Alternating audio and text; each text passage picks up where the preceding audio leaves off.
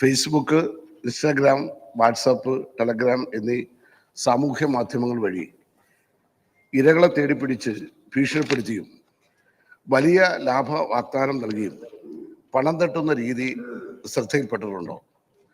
അത് സംബന്ധമായി വിശദമാക്കാമോ? പലതരത്തിലുള്ള സൈബർ തട്ടിപ്പുകളിൽ കേരളത്തിൽ ഏറ്റവും കൂടുതൽ നടക്കുന്ന തട്ടിപ്പാണ് law enforcement officer grade fraud, online trading fraud, ഇങ്ങനെയുള്ളവ. ഇത് ലോ എൻഫോഴ്സ്മെന്റ് ഓഫീസർ ഫ്രോഡിൽ ഇരയാക്കാൻ ഉദ്ദേശിക്കുന്ന ആൾക്ക് ഒരു വീഡിയോ കോൾ ആദ്യം വരും. ഉയർന്ന പോലീസ് ഉദ്യോഗസ്ഥരുടെ വേഷവിധാനത്തിലിരിക്കുന്ന ഒരു സംഘത്തെയാണ് വീഡിയോ കോളിൽ കാണാനാവുക. അവരെ CBI, മുംബൈ പോലീസ് എന്നൊക്കെ സ്വയം വിശേഷിപ്പിക്കുന്നു. ഇരയാക്കാൻ ഉദ്ദേശിക്കുന്നയാളുടെ പേരിൽ ഒരു കൊറിയർ വന്നിട്ടുണ്ടെന്നും അതിൽ മയക്കുമരുന്ന് കണ്ടെത്തിയെന്നും പറയുകയാണ് പതിവ്. ഇല്ലെങ്കിൽ മറ്റെന്തെങ്കിലും കുറ്റകൃത്യം ചെയ്തതായി വിവരം ലഭിച്ചിട്ടുണ്ടെന്ന് പറഞ്ഞ് വിശ്വസിപ്പിക്കുന്നു. വ്യാജ FIR, വാറണ്ടുകൾ എന്നിവ അയച്ചു കൊടുത്ത് ഇരയെ പൂർണ്ണമായും മുൾമുനയിൽ നിർത്തുന്നു. തുടർന്ന് ഇരയുടെ അക്കൗണ്ട് പരിശോധിക്കുന്നതിനായി അക്കൗണ്ടിലെ മുഴുവൻ പണവും റിസർവ് ബാങ്ക് ഓഫ് ഇന്ത്യയുടെ അക്കൗണ്ടിലേക്ക് മാറ്റണമെന്ന് പറഞ്ഞ് തങ്ങളുടെ അക്കൗണ്ടിലേക്ക് ട്രാൻസ്ഫർ ചെയ്യിക്കുന്നു. ഒരു അന്വേഷണ ഏജൻസിയും അക്കൗണ്ടിൽ നിന്ന് പണം ട്രാൻസ്ഫർ ചെയ്യാൻ ആവശ്യപ്പെടില്ല എന്ന് നാം മനസ്സിലാക്കണം.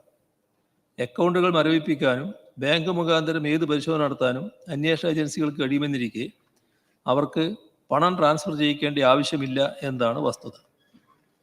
രണ്ടാമത്തത് ഇൻവെസ്റ്റ്മെൻറ്റ് അല്ലെങ്കിൽ ട്രേഡിംഗ് ഫ്രോഡാണ്. ഇരകളെ വാട്സാപ്പ്, ടെലിഗ്രാം ഗ്രൂപ്പുകളിൽ ചേർത്ത് നിക്ഷേപകർക്കുള്ള ക്ലാസുകളും മറ്റും നൽകി വിശ്വാസം പിടിച്ചു പറ്റുന്നു. തുടർന്ന് വലിയ തുകകൾ നിക്ഷേപിക്കാൻ പ്രേരിപ്പിക്കുന്നു. ഇതിനായി പ്രത്യേകം തയ്യാറാക്കിയ വെബ്സൈറ്റുകൾ വഴിയാണ് നിക്ഷേപം സ്വീകരിക്കുക. നിക്ഷേപകർക്ക് തങ്ങളുടെ യൂസർ അക്കൗണ്ടിൽ വലിയ ലാഭം നേടിയതായി കാണാൻ കഴിയുന്നു.